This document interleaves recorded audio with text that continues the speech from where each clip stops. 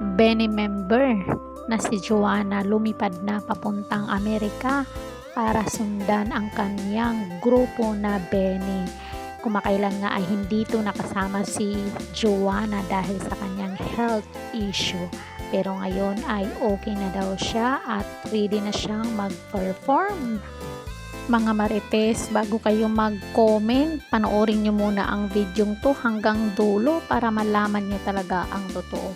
Ito na nga, lumipad na nga tong si Joanna papuntang Amerika dahil okay na ang kanyang kondisyon. Sabi ng doktor niya, pwede na siya makapagbiyahe.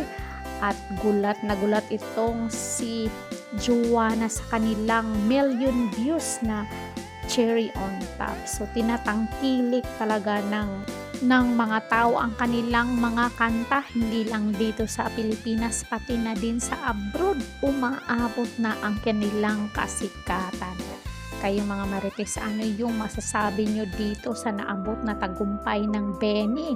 Sila ang kauna-unahang female girl group na nakapunta sa ibang bansa at nakapag-perform sa KCON. Grabe talaga, daig pa nila ang grupong K-pop ng Korea. So ano masasabi niyo dito? Comment down kayo para mabasa natin ang inyong mga naging pahayag. Don't forget to like, share, and subscribe Koreedad Official TV para ma-update kayo sa ating mga latest chika dito sa showbiz. Ring bell all niyo ako hanggang sa muli, and thank you so much.